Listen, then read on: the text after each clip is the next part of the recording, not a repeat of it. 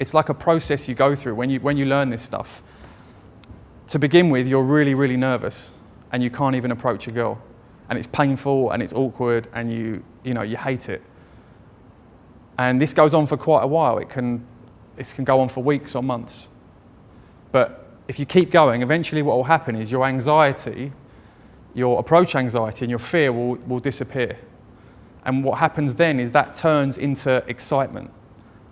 And this definitely happened for me. I remember when I was doing training with Yad, the first time I went out with Yad, I watched Yad for a few hours, and then I started doing some approaches afterwards.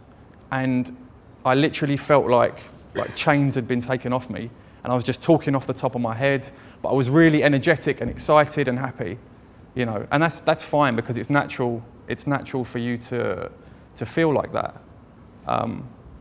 But what you need to realize is that, so let's say that being nervous and fearful is like the beginner. Being really excited and going in with all this high energy because you can. It's like saying, look at me, I can go up to this girl, I've got no fear, look, I can do all this stuff. Wow, this is crazy. For me, that's the intermediate level. Now, the sign of an advanced guy or an expert is when you just tone that down and it just becomes chilled.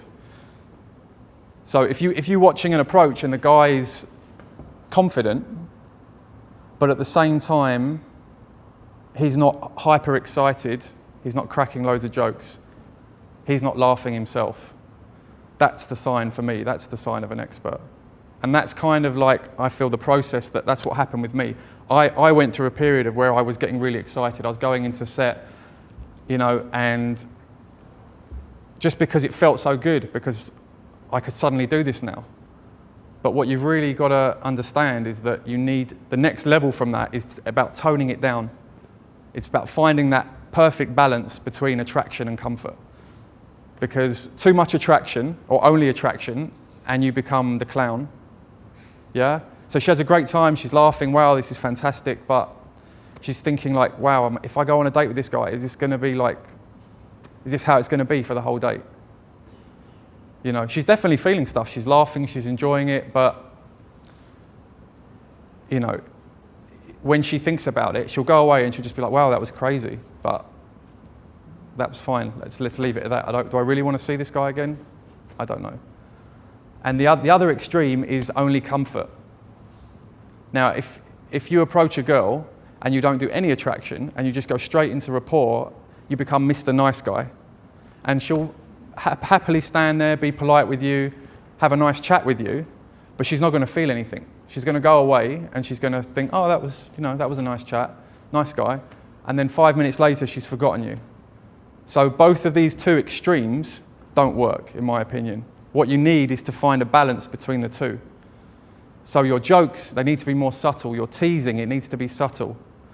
I mean, my style is sarcastic. That's it's like the English style of humour. That would be the sort of jokes that I would make. And they're the same jokes that I would make when I'm with my friends. And that's how you need to talk to these girls. You need to go up to a girl that you've never met before, and you need to talk to her like she's your best friend. And immediately when you can do that, and you just assume familiarity with them, it makes them so comfortable. It really does. And it's about not censoring yourself. It's just about talking off the top of your head, not planning what you're going to say, taking the piss out of her, just being playful, but doing it in a way where you're not trying to do it, if that makes sense. You can't go out of your way to be this way. It's got to come from a place of strength inside you. So it's not something that you can just get immediately. In order to do these things, you need to be really, really in the moment. And this is going back to what Tom was talking about earlier about flow state. You've really got to be in the moment to be able to tease a girl, to spot in that moment where there's a point where you think, right, okay, I can call her out on this. She's just made a mistake in what she was saying. Bang, gonna tease her. And something that I've noticed that I do in my sets, and I didn't realise this at first, but it's something actually that Tom pointed out to me, is I continuously alternate. I flip between comfort and attraction all the way through the set.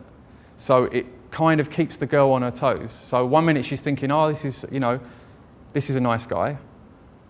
Okay, I'm enjoying this. And then suddenly, bang, teaser. And she's like, oh, is he hitting on me? Is he teasing me? And then back to comfort. And then back to attraction. But it's something that it comes with experience.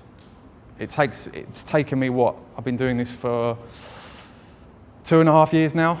And probably, I reckon, as Tom was saying, it was when we got back from Oslo last year, that was when things really started to click for me. And I found myself just feeling like I'm on all the time. I can be just completely relaxed, no anxiety. I can tease the girl. I can make her comfortable with me. And that's what it's all about, really. Okay, can we play the video, please?